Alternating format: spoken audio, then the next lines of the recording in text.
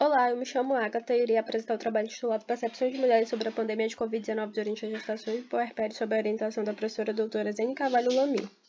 Bem, estudos sugerem que a percepção sobre a Covid-19 foi um pré-requisito para a construção de crenças preventivas e a adoção de práticas que buscavam evitar o adoecimento. Entretanto, ainda não há respostas definitivas quanto às influências da percepção sobre a Covid-19 na construção de crenças e a adesão a comportamentos preventivos entre gestantes e puérperas.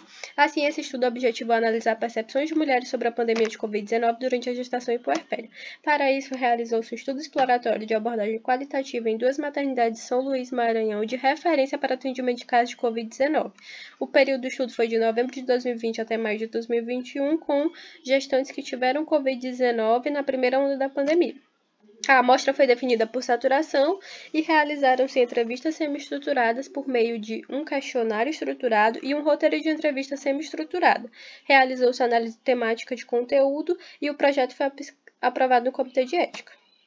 Participaram 20 mulheres com idade entre 17 e 40 anos, a maioria residia com um companheiro e tinha renda familiar de 1 a 3 salários mínimos.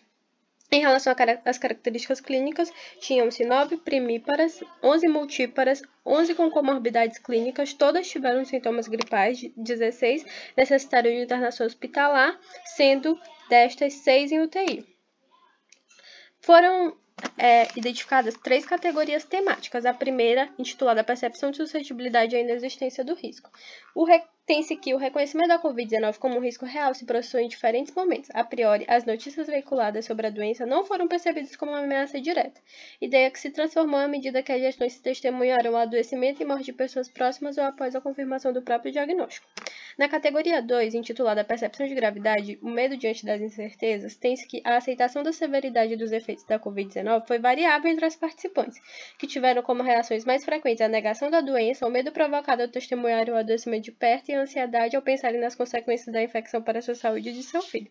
Por fim, na terceira categoria, percepção de barreiras, das privações e a incapacidade de evitar a contaminação, tem-se que, mesmo depois de reconhecerem os riscos e de reconhecer que, por meio das medidas de prevenção, poderiam mitigar o risco de se infectar, as mulheres ressaltaram muitas barreiras à efetivação das medidas de proteção, como o desconforto no uso da máscara, a frustração diante de projetos idealizados para a gestação e o parto, a diminuição do suporte social e a sensação de impotência desencadeada após adoecer.